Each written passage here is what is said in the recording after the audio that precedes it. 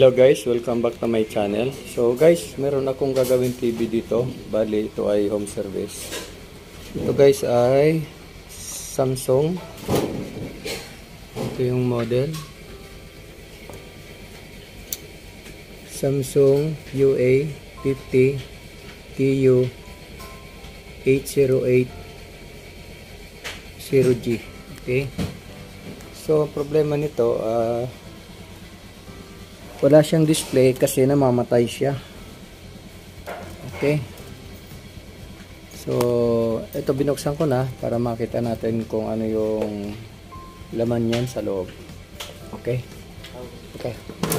Okay. So, ngayon guys, ito yung power supply. Then, ito yung main board. May isa siyang ribbon.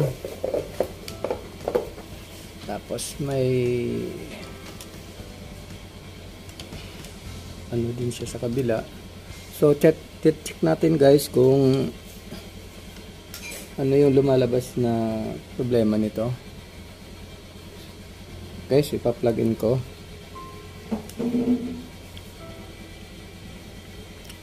So ito ang problema niya. Mamatay. Yan. Tapos nagbi-blink lang siya, ganyan. Yan. Patay sindi. Okay.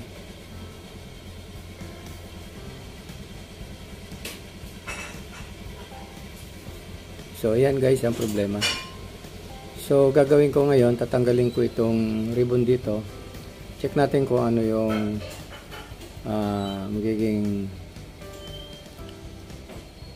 kung ano lalabas. Okay.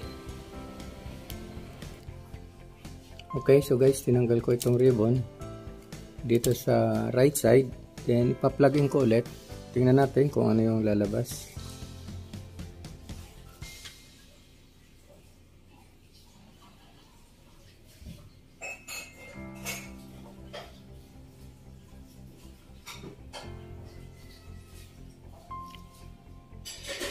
So, yan guys, hindi na siya namamatay. Continuous na yung backlight. Check natin yung display. Pero wala siyang display. Ayan, no? Okay.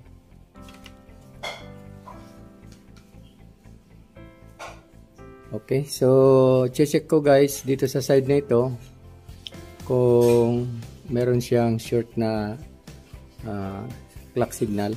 Okay.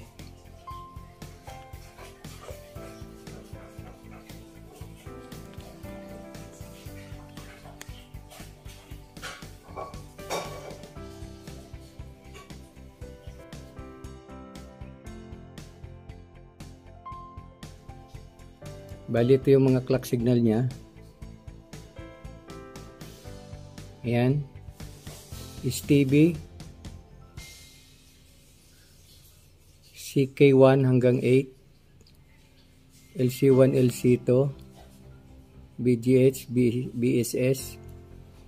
Okay.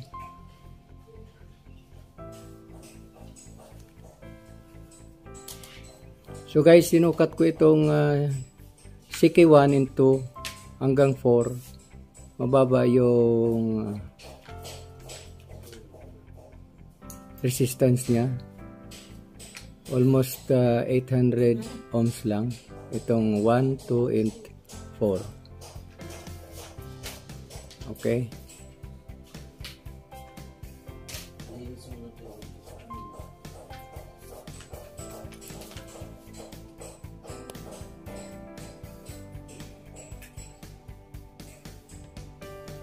Okay, so check natin sa kabila.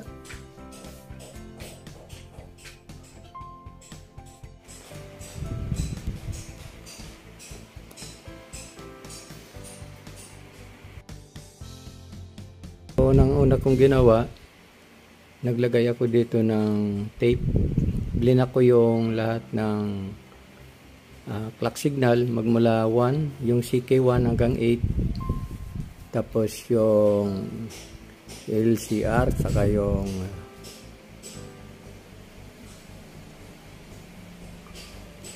BGH, pero wala pa rin nangyari. Okay.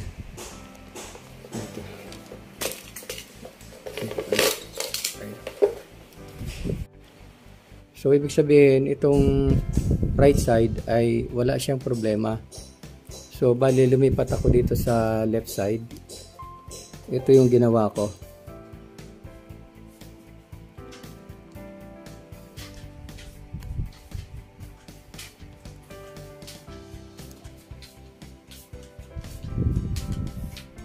Okay.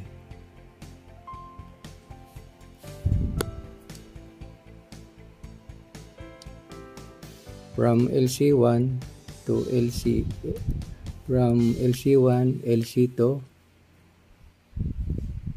BSS, STB, then CK1 hanggang 8. Lahat guys, ito kinating ko.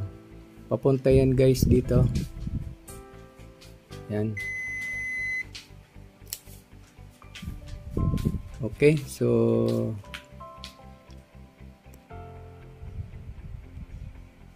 check natin.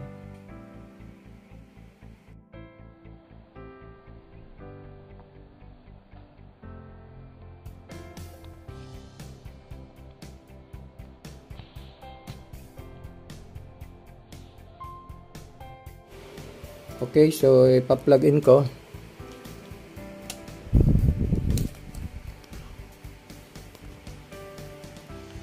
So yan.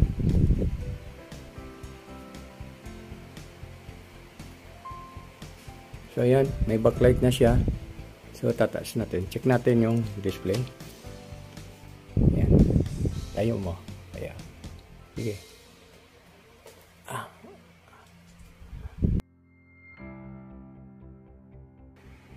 Okay na siya.